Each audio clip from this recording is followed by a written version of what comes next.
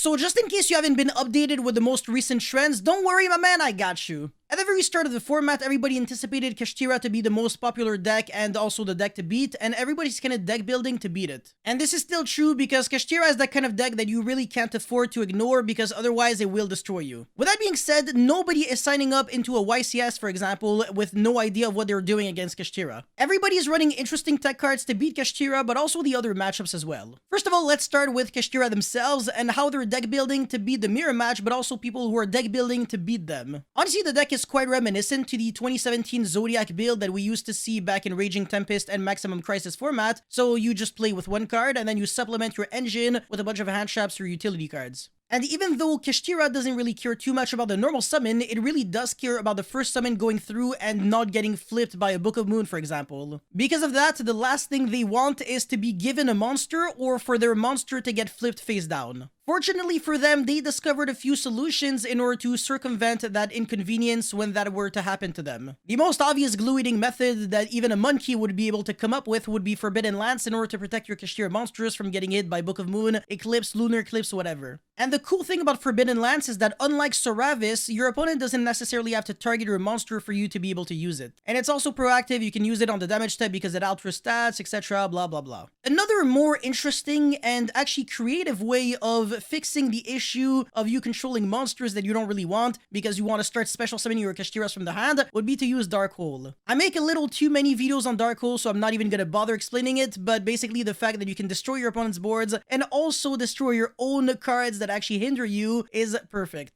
Now, people are also using Enemy Controller, and that card overperforms in the mirror match. If your monster is being targeted by, let's say, a Rise Hard Banish, or Fenrir Banish, or Book of Moon, whatever, you can chain Enemy Controller so that you don't really, lose your monster, and then you can steal your opponent's monster and play with it. Because, I mean, if you steal like a Fenrir, then you can use its effect to search, and you can also do whatever, all kinds of things. You can make a Zeus with the stolen monster. You never really give back anything to your opponent. And that's a really big reason why cards like Change of Heart and Mind Control are being played right now, because stealing monsters like Kashira monsters is really insane.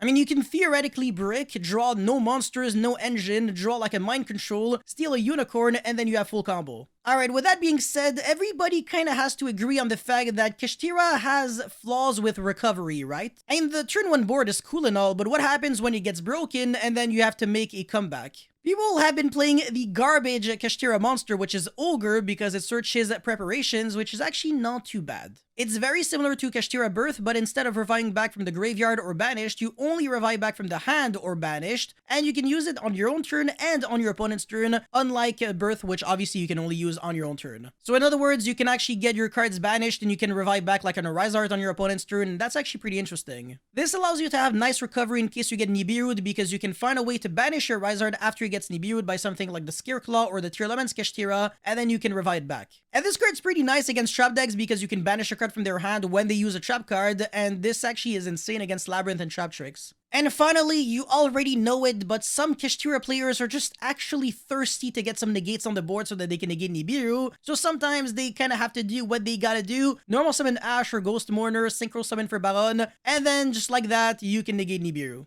Desperate times call for desperate measures. It's not the best card economy, but it is what it is.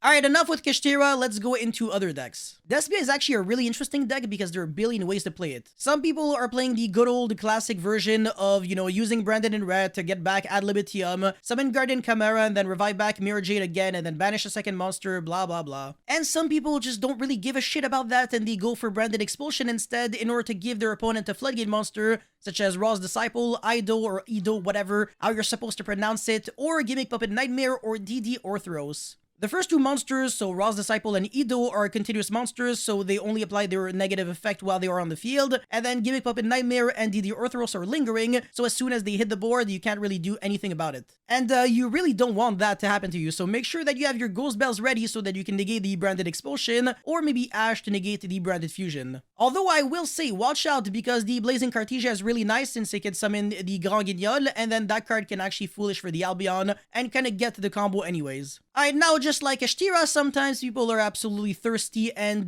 desperate for some negates, and they will do whatever it takes to have one. Dark Magician is back to being played because with no monsters left on the field, you can summon it and then declare a direct attack. Just kidding, the card sucks ass, but it's actually needed to summon Dragoon. Not with Red Ice Fusion or anything, no. Branded Fusion can actually summon Dragoon, and you really only have to play one brick for it. And Dragoon is a big boy that takes like 10 years to out, it negates stuff, it destroys things, and then it burns for damage, etc. Whatever, it's a really nice card. Just kaiju it! As for Psyduck cards, let's not pretend like Dimension Barrier and Anti-Spell Fragrance are spicy tech cards because they're really boring and everybody knows about them. But you know, Magic Deflector and Imperial Iron Wall are pretty nice, not gonna lie. Magic Deflector is nasty against Kashira. It basically negates every spell card that isn't a normal spell card, and they play a lot of field spells, continuous, etc. Oh, and also the Board Breakers and the protection cards like Forbidden Lands, Book of Moon, Book of Eclipse, etc. They're all quick plays as well. And Magic Deflector is also insane against Runic, so if you play against Naturia Runic, you know what to do. Now, Imperial Iron Wall is great against Runic as well because they can't use any of their Runic cards, but it's also good against Kashira. Notice a pattern? Yeah, with Iron Wall, they can't banish anything, so it kind of turns off 50% of the Kashira effects in a way. And it also protects trap decks from getting hit by Evenly and Cosmic Cyclone. Not bad, not bad. Yeah, there we go. That's pretty much all I had for you guys. If you think I missed anything, let me know in the comment section below. As always, don't forget to like and subscribe, and I'll see you guys very soon. Peace.